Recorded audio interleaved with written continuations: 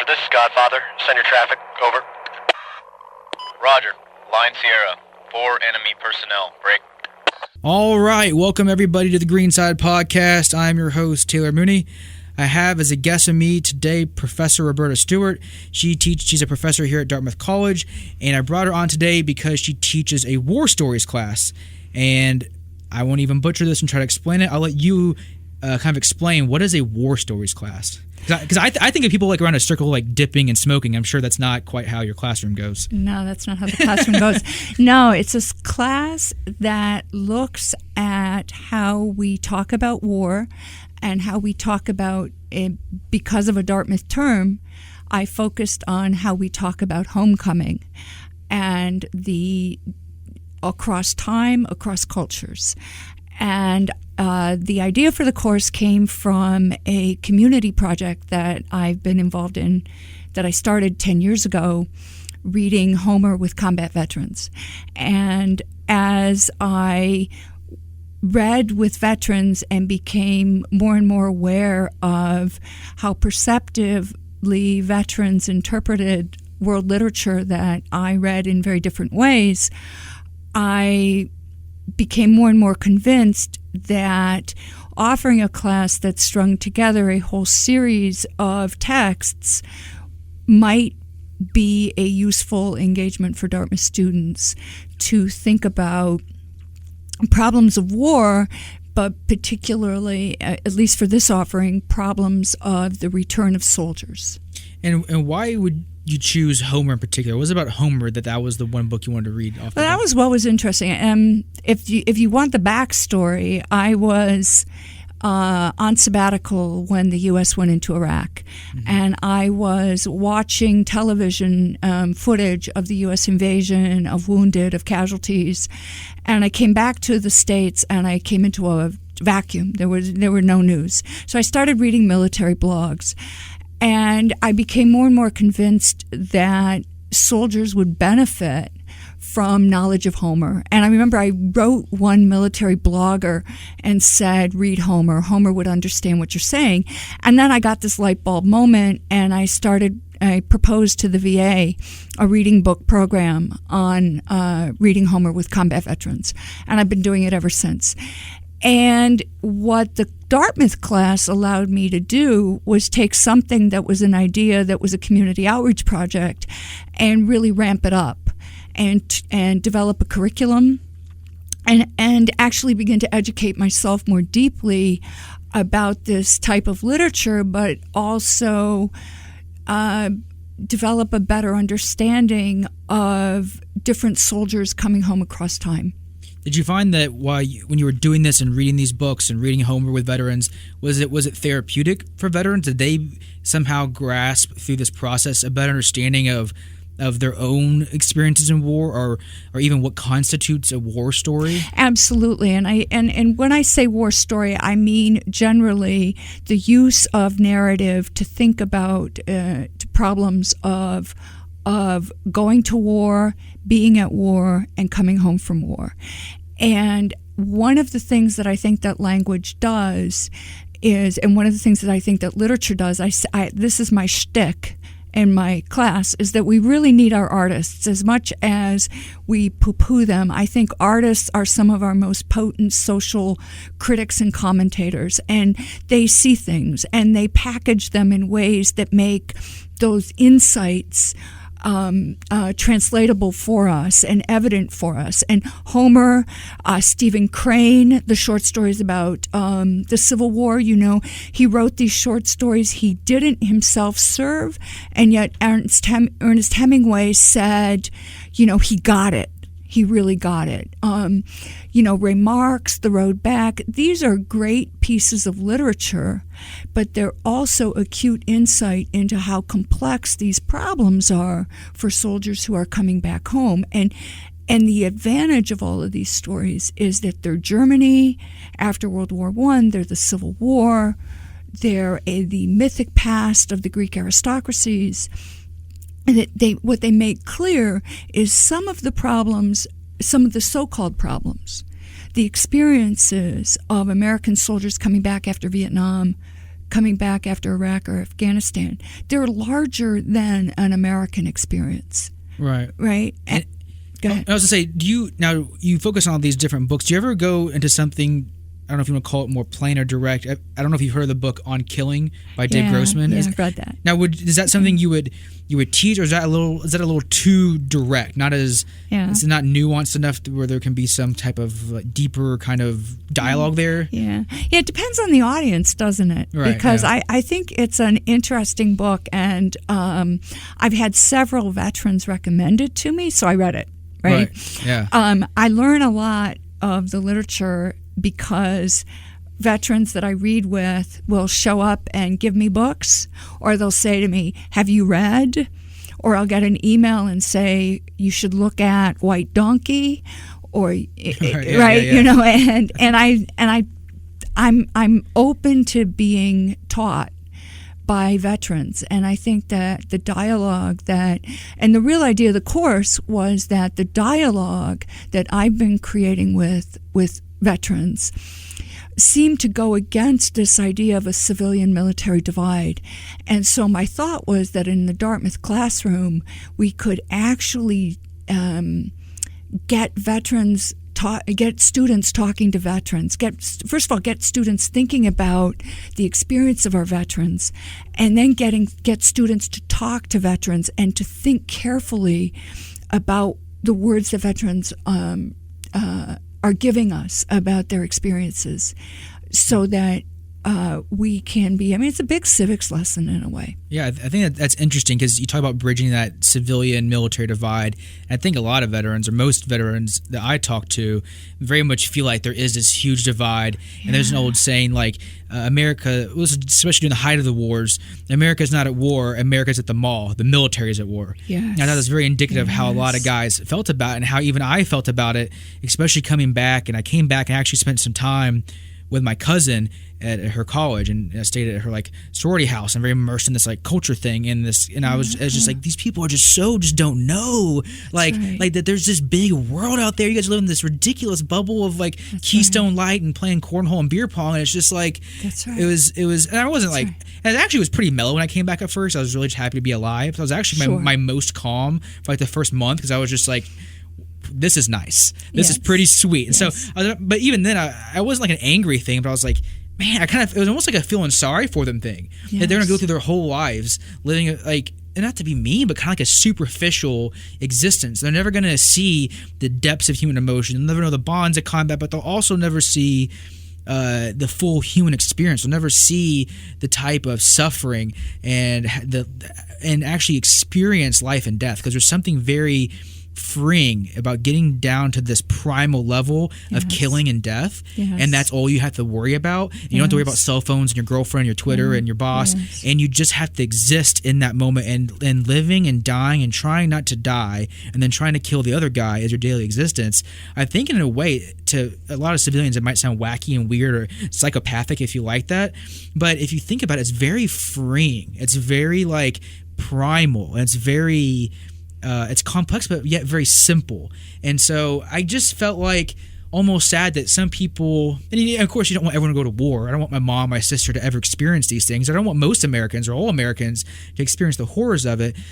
But you can take some good things from it and some good life lessons. And I felt man, you'll never be able to put the fact you dropped your cell phone in the toilet while you were drunk into its proper context, because it doesn't really matter. You're not going to, you can go walk to Verizon and get a new one and not risk a bullet to the abdomen. And so, it was a very weird thing for me. And the other thing I wanted to bring up is I was thinking about On Killing. I didn't read the whole thing, admittedly, but I did read it when I came back from some pretty heavy combat in 2010 in Afghanistan. Okay. And one thing that was really a point that was really interesting to me that I never in a million years thought of was he equated the act of killing to sex. And I was like, wait, what? I couldn't think of things more opposed. And it was talking about just this, if you kill another human being, this very deep connection you now have with them, and especially if you're in a game of kill or be killed, there is a euphoric release when you're the one that wins, and then you establish this very deep connection with that other person's soul, kind of thing, and it's very intimate, and especially if for the Iraq guys in particular. I wasn't an Iraq veteran, but those guys did a lot of urban room clearing very face to face, and for them that is intensely personal. I mean, all combat is personal, but in my style was very much over a few hundred yards and meters and valleys and hills and things like that. Only a few times did we get to engage super close within like 50 feet. It was a handful. But for those guys, it was a daily kicking indoors thing. And for that experience, I could definitely see how it would be. I could see the emotional ties to equating it to sex. It was just something I never thought of before, and it just kind of blew my mind just like reading that, in a way. Now, do you find that doing this class with Dartmouth students is like, do you feel that divide kind of like closes a bit in your classroom? Do you think that happens? I surely hope so. But the real surprise, and so I was down in DC for at the NEH because we got a grant for the homework groups, and I had 48 hours of the talk about the military-civilian divide, and I was driving back like a banshee. I was driving crazily because I wanted to get back to the DUVA annual dinner, because I've never missed one since I've started being invited. And I was thinking military-civilian divide, and then this light bulb went off. And I thought, wait a minute. And I'm going to answer your question. This is actually. I thought, wait a minute. My father served, my uncle served, my great-uncle served, my brother was rejected. And that military experience in my life and in my growing up was part of what you did as an American family. And that for me, the military-civilian divide was not real. It's real now. It's being enacted now by our government, because less than 1% are in the military, and even fewer deploy, and even fewer see combat. But so what I think, and that insight for me has been replicated in my classroom. What is truly interesting in my classroom is the students who have chosen to interview a family member. And so a Dartmouth undergraduate whose dad was in the Air Force, a Dartmouth undergraduate whose cousin was in the infantry, a Dartmouth undergraduate, and so on. And so what I think is really a Dartmouth undergraduate who said, and this is dating me, who said, my grandfather served in Vietnam, and she took the opportunity of writing her paper to get to know her grandfather better. And so she had a series of questions, and we talked a little bit about, do you think your grandfather's really going to be as open and honest as he might be? But what it provided was an opportunity for these families to talk about, and I'm not saying I'm Florence Nightingale or, the solution to the world. But what I loved was the presumption is that, somebody else is doing the fighting. It's not us. And in fact, there are Dartmouth undergraduates who have immediate family members who have served in the military. And our population doesn't know that. Right. And being someone who yourself, you're an academic, intellectual, you spend a lot of time, you get your PhDs and you think about topics deeply and you do these types of things, and you weren't in the military before, but you had a family that was. But what do you think is some of the biggest things you've just learned through this process of working with veterans, and especially when you're getting to the deepness of like war stories? I mean, at first, I don't know, I can imagine when you first start this out, you could be a little surprised at the candid nature of veterans. And might be like, whoa, that's not how we talk in the English department. Oh, whoa, hey. It's very direct. It's very direct. How did you feel when you first encountered that? Was that a weird kind of... It was weird. It was very weird. And the other thing is that I realized that a lot of times I don't get the straight story. Right. I even from veterans who... now I count as close personal friends, right. But I don't think I actually believe that we're all stories in process.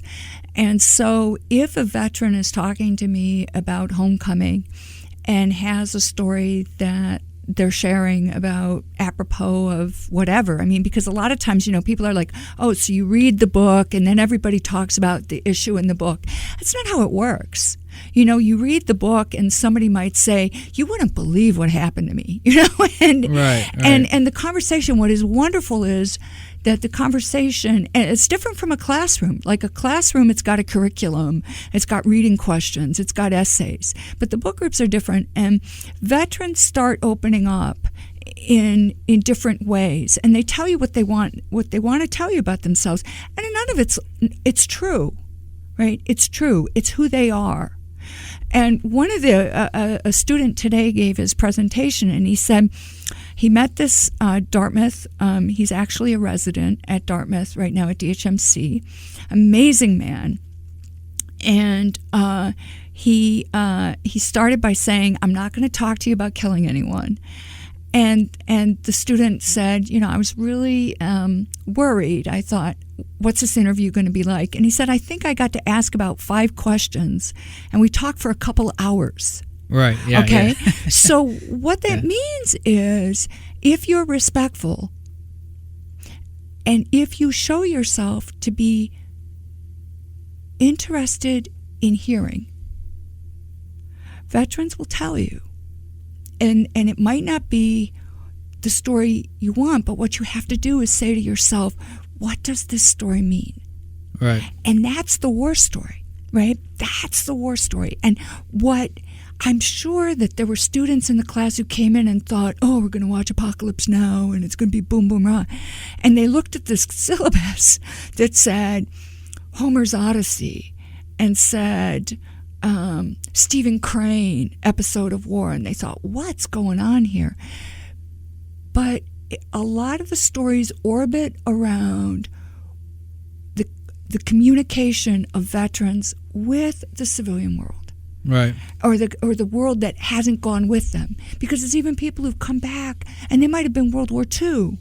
They've had a different war, and you can, and so we've. And it's the first time I've taught this class. I had an idea. Mm-hmm. I sort of put it out there, and now I'll reflect on it and see what happens. Do you think, whether it's the book club or the class, there's a lot of this is about helping veterans and them gaining insights and then reading books and talking things out, or about the students and them figuring things out. Do you feel like you've grown or you've come to some new realizations about, and maybe not just about veterans, about yourself even, or life? Has this journey changed you a bit? Absolutely. Yeah. Well, the whole thing, it started because I turned 50 and I thought, where had my ideals gone? I was going to change the world. Mm-hmm. And this community book group was my way to give to the community. I end up at this I end up at Dartmouth. It wasn't what I thought I was going to do. It really wasn't. And what did you think you were going to do? Well, I was going to be a lawyer and fight the power. And then I was going to be an academic. And I really saw myself teaching at a large public university and just, really trying to give education to people. And I ended up at Dartmouth, and it's a great job. And I love my students. But it isn't what I thought it was going to be, or what I thought my life was going to be. And this is a way for me to communicate, to connect with people outside of Dartmouth and actually give freely to the world. And I think that that's what veterans do. They stand forward. Right? They stand forward, and they're willing to give. They're willing to put their lives on the line. And that separates out a particular kind of person. Yeah, I imagine also, because I feel like Dartmouth is a very kind of homogeneous, very 18 to 22. There is diversity, of course, and they push diversity, but there's still a very core of what Dartmouth is. Yeah. And I wouldn't say the core is necessarily or the stereotypical core is not a diversity of life experience. And and so I think I could see, if you're starting this veteran engagement journey where, one, the war story is just talking, and then the bluntness, it could be like something almost like refreshing, kind of like a splash of cold water in the face. That's if right. you feel like you've been kind of, because when you get into academia, this is my kind of take. You do PhDs. I mean, when you do a PhD, you find a question or a thing you really want to answer and research, and that becomes your thing. But I would assume, I don't know, that over time it's just like there's only so many ways you can like kind of flesh out, get to the bottom of a question, and so many times you can teach the same courses. And I feel like, I feel like for you, this would be really refreshing to kind of just do something crazy, like fun. I think it'd be fun if you're, and like I said, so many people just don't know how blunt and how to the point and how like just dark humored veterans can be. And if you're not used to it, you're like, whoa, that was dark. Well, see, but that's what's fun. And the greatest thing about, I have to trumpet, I have 2 learning fellows in the War Stories class, Jason Lackman and Jonathan Conk. And I have to say that, and the students are so respectful, and they recognize them, especially as we've read the modern literature. They recognize them as authoritative voices, and I think that's really important because in the structure of my class, I have veterans who are. I've had Jason and Jonathan as discussion leaders. I've had Jason and Jonathan sort of providing commentary on various texts. And what that's allowed to happen is the students to recognize that there's a whole world that they don't know about, that I don't necessarily know about, that we can actually learn by listening to the veterans. And again, this is one of my cliches probably, but I love to talk about authoritative voices. And I think the idea is to make the veteran an authoritative voice, not about all war, right, but certainly to bring the veteran to the table to tell us about his or her war experience. And we've done that in the class, and it's really energized the class in profound ways. And these 2 Dartmouth students, one's a Mel student, one's a Dartmouth undergrad, have really, again, stepped forward and just done remarkable work. Right. And I get them privately, when we have our Learning Fellow session, the things I've learned, because we just start talking about a topic, and Jason and Jonathan will start telling me their, stories. Right. Well, in both of them, I know Jonathan Kong, he was a Navy corpsman, which is a medic for Marines, and he has a Silver Star for his actions in Afghanistan and what he went through. And I believe Jason was a Ranger or SF or something in the Army. Yeah. So you have 2 people who not only are just veterans, but are veterans that very much experienced war. That's right. And the good, the bad, and the ugly of it. That's correct. And so, you kind of, I don't want to be biased, but you kind of need someone who's quote-unquote been in the trenches if you're going to teach a war stories class, because really only about 1% of veterans are actually experiencing full-on actual seek and search and kill the enemy kind of combat. That's and correct. People don't, and I've mentioned this in other podcasts, a lot of people don't get that. They think if a veteran goes to Afghanistan, they've been in combat. Absolutely not the case. Correct. There's Pizza Huts and ice cream shops over these big bases. So to get 2 guys in there that are so experienced and so accomplished in their fields. Correct. I mean, I'm sure it adds just exponentially adds to the class. It truly does. And what I would say to that is that the other piece of it is that it allows us to think critically about the modern literature. And because the war in Afghanistan, the war in Iraq, has produced a very large mass of literature. A lot of veterans are writing. Not all of them have seen combat.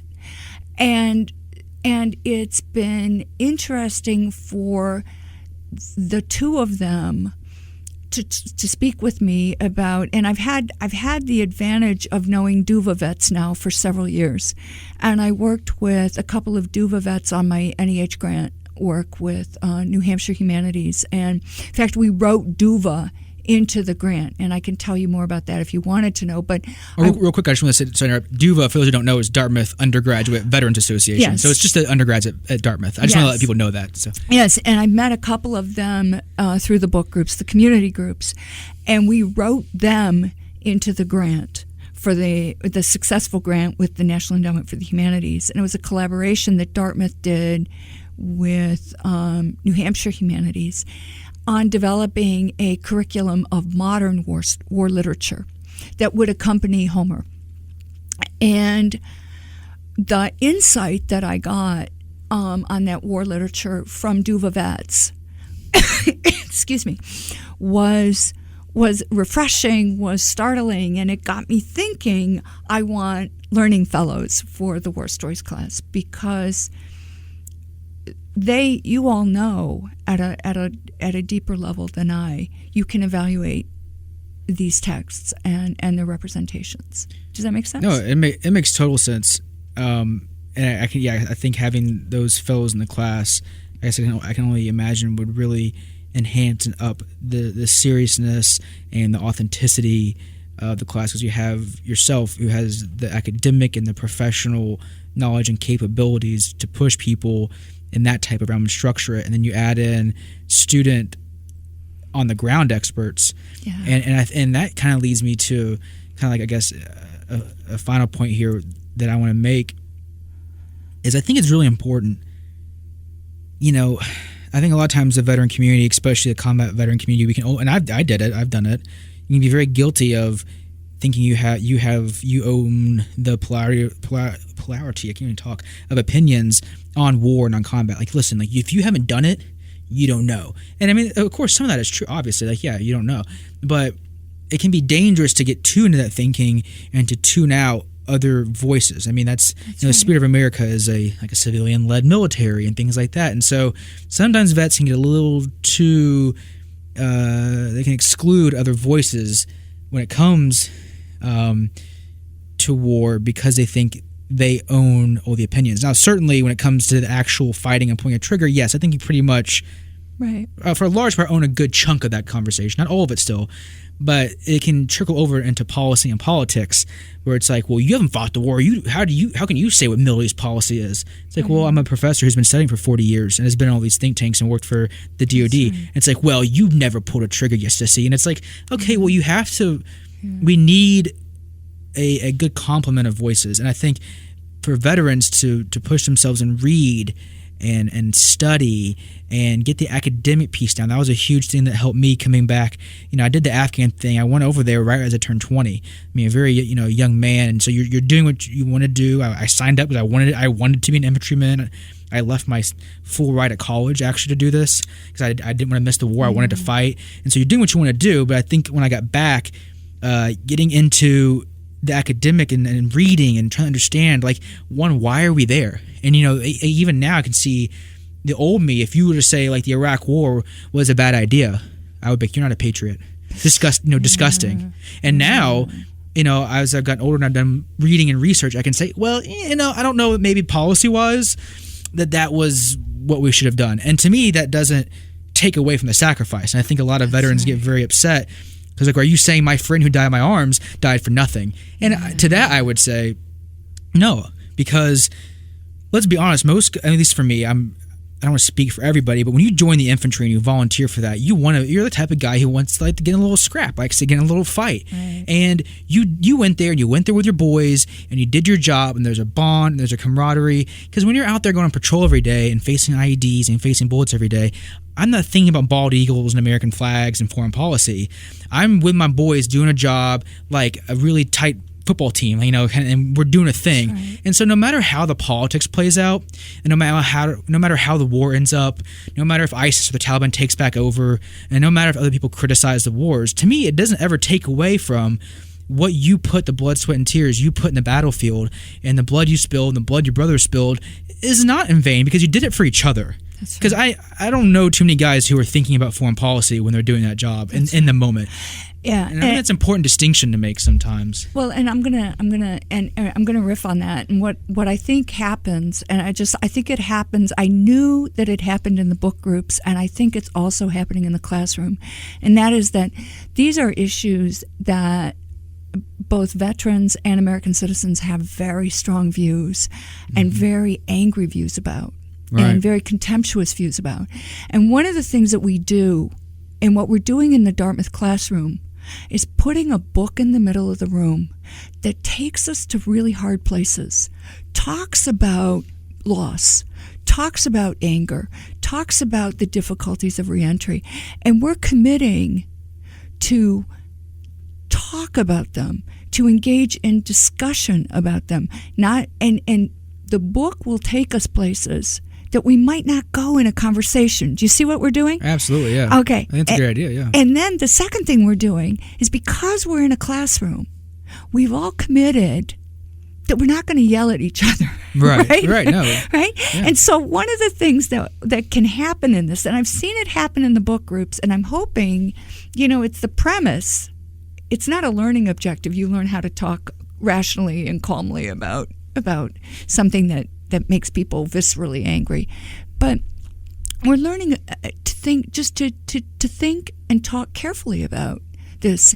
And I'm a civilian and you're a veteran, and we're both reading the same text, and you tell me how you respond to it, and I listen, and I say, well, I don't get that, or I get this.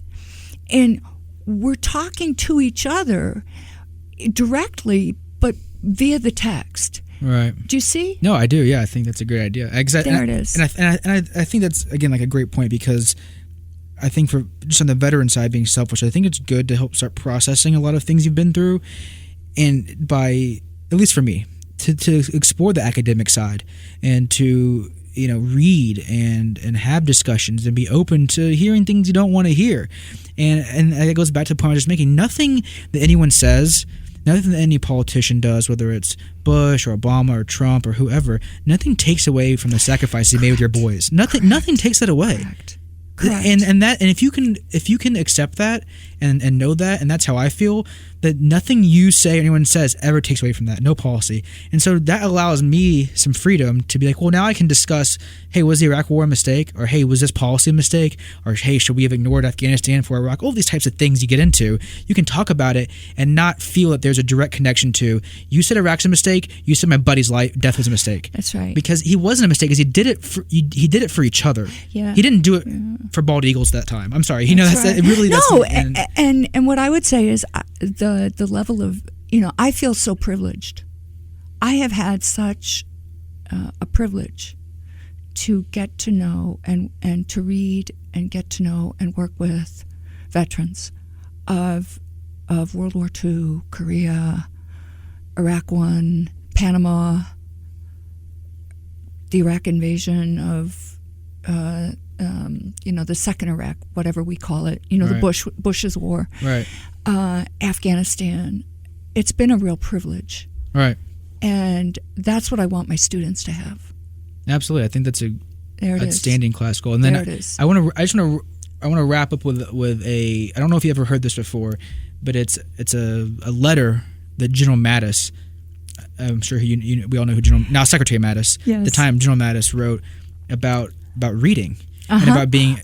You might have heard this before. No, tell me. And so he had a in the run-up to Marine General James Mattis, this is from a Business Insider article. In the run-up to Marine General J. Mattis's deployment to Iraq in 2004, a colleague wrote to him asking about the importance of reading and military history for officers, many of whom found themselves, quote, too busy to read, which is totally understandable. We about to invade Iraq. Sure. Dude, I don't have time to read your silly book. I get that, but it's still important. So this is what General Mattis wrote in response to this inquiry from another officer. He said, "Dear Bill, the problem with being too busy to read is that you learn by experience or by your men's experience, i.e. the hard way. Yeah. By reading, you learn through others' experiences, generally a better way to do business, especially in our line of work where the consequences of incompetence are so final for young men." And then he goes on and he says, "Thanks to my reading, I have never been caught flat-footed by any situation, never at a loss for how any problem has been addressed, successfully or unsuccessfully, before. It doesn't give me all the answers, but it lights what is often a dark path ahead." That's wonderful. And he goes on to, and you can look up the articles, it goes on, and he gives examples of all these times in the books he read and how they influenced his actual command. And I'm actually curious if you even heard of a few of these, maybe because you teach these. You said, with Task Force 58, I had with me Slim's books about the Russian and British experiences in Afghanistan, and a couple others. Going into Iraq, The Siege, about the Brits' defeat at Al-Quds in World War I, was required reading for field grade officers. That's fantastic. I also had Slim's book, reviewed T. Lawrence's 7 Pillars of Wisdom, a good book about the life of Gertrude Bell, the British archaeologist who virtually founded the modern Iraq state in the aftermath of World War I and the fall of the Ottoman Empire. And also, From Beirut to Jerusalem. I also went deeply into Liddell Hart's book on Sherman and Fuller's book on Alexander the Great. Got a lot of my attention, although I never imagined that my headquarters would end up only 500 meters from where he lay in state in Babylon. Ultimately, a real understanding of history means that we face nothing new under the sun. That's excellent. And it goes on again. Excellent. You can read more of the letter. That's excellent. But I thought it was such an important thing when I was in, especially as a young man, I would have said, I don't have time to read a book about war. I've been training on the field and war. I don't need your stupid book. Yes. And someone who's so revered, like almost like God status, as General Mattis is saying, no. And I think the line that like almost gives me chills is that one of those few opening lines. And he says, by reading, you learn through others' experiences, generally a better way to do business, especially in our line of work, where the consequences of incompetence are so final for young men. Absolutely. And I think that line right there says exactly why you should be a warrior and a scholar. There it is. There it goes. Well, I want to thank you for being on the podcast today, Professor Roberta Stewart at Dartmouth College. And with that, you've been listening to the Greenside Podcast.